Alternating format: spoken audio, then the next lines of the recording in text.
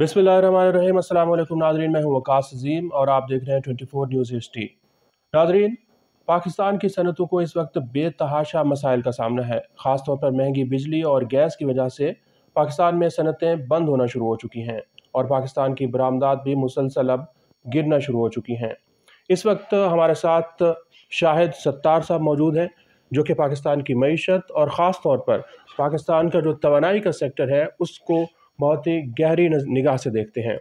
Sir, ये फरमाइएगा कि IMF के साथ हुकूमत पाकिस्तान ने मुआहदा किया है, मज़ीद जो नया प्रोग्राम आ रहा है उसमें बिजली मज़ीद महंगी और गैस भी महंगी होगी, तो क्या इसमें इंडस्ट्रीज़ सर्वाइव कर सकती हैं, चलाया जा सकता है इनको?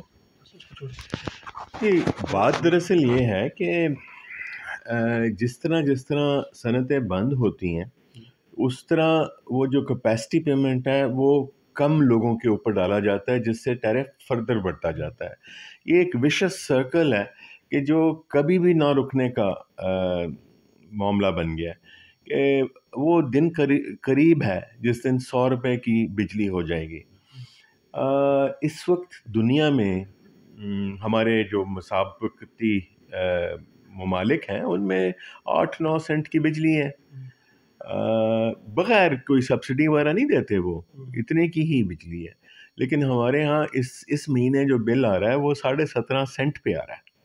अब 17.5 सेंट पे की बिजली लेके आप उसमें से कपड़ा बना के आप या कोई भी चीज़ बना के आप उसको बाहर नहीं बेच सकते। ना गैस के मामले में भी है कि ये तो एक ना ख़त्म होने वाला मामला है, लेकिन इसको अगर सही तरीके से हैंडल किया जाए तो ये मामला ठीक भी हो सकता है। कैसे बिजली सस्ती हो सकती है? जी, अगर आप बिजली मुनासिब दामों पे देंगे तो उसकी आप कोई गारंटी ले लें कि जी इतना आप बढ़ाएंगे अपनी कंजम्पशन या इतना ये होगा, तो उससे ये है कि वो जो पैसों की कमी नहीं आएगी, पैसे ज़्यादा इकट्ठे होंगे जो कि आपकी कैपेसिटी पेमेंट्स भी पे करेंगे आपकी और चलेगा। लेकिन जो टैरिफ है वो काफ़ी हद तक कम हो सकता है। पिछली आपका क्या ख्याल है कि बिजली पाकिस्तान में महंगी क्यों हो रही है? बिजली पाकिस्तान में महंगी हो रही है क्योंकि इसमें हमारे यहाँ जो 54% जो कंजम्पशन है वो डोमेस्टिक है। अब वो नॉन प्रोडक्टिव कंजम्पशन है, वो आपको कोई रिटर्न नहीं देती, मतलब कि आप उससे कोई ऐसी सनत नहीं चलाते या कोई ऐसी चीज़ पैदा नहीं जो कि बुनियादी ज़रूरत है।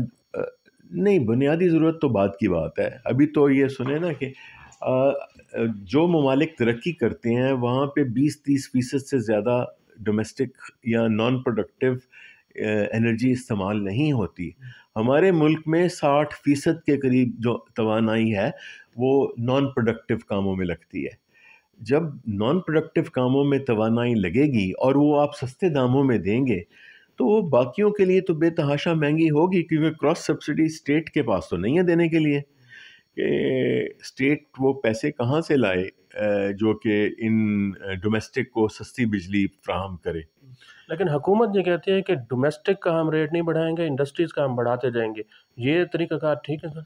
तो फिर इंडस्ट्री भी बंद हो जाएगी, मुल्क भी बंद हो जाएगा, और उससे ये कि जो लोग कमाते हैं जिससे वो बिजली का बिल अदा करते हैं या गैस का बिल अदा करते हैं, वो लोग उनकी जब नौकरियां जाएंगी तो वो भी नहीं अफोर्ड कर सकेंगे। ये तो एक ऐसा मामला है जिसको एक आम फहम आदमी भी समझ सकता है कि नौकरी नहीं है तो कुछ भी नहीं है।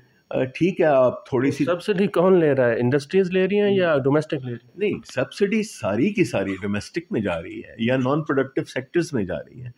वो जो इंडस्ट्रियल सेक्टर है वो तो क्रॉस सब्सिडाइज कर रहा है डोमेस्टिक को, और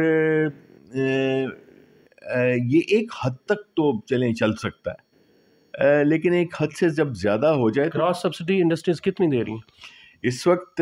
जो पिछले 6 महीने पहले तो ये 11 रुपए था फी यूनिट, 222 अरब था आज से कुछ अर्सा पहले, लेकिन अब ये बढ़ता जा रहा है क्योंकि डोमेस्टिक में कंजम्पशन कम नहीं हुई, इंडस्ट्री उतनी कम। तो हुकूमत को कुछ लोग ये भी कहते हैं कि इंडस्ट्रीज़ बहुत पावरफुल हैं, इनके रेट आप ان کو سبسڈی جو دے رہے ہیں یہ نہ دیں کیونکہ ان کی کیپیسٹی بھی نہیں ہے اور یہ ایکسپورٹ بھی نہیں بڑھیں گے؟ نہیں، مجھے ایک چیز بتائیں کہ آپ سبسڈی کس کو دے رہے ہیں؟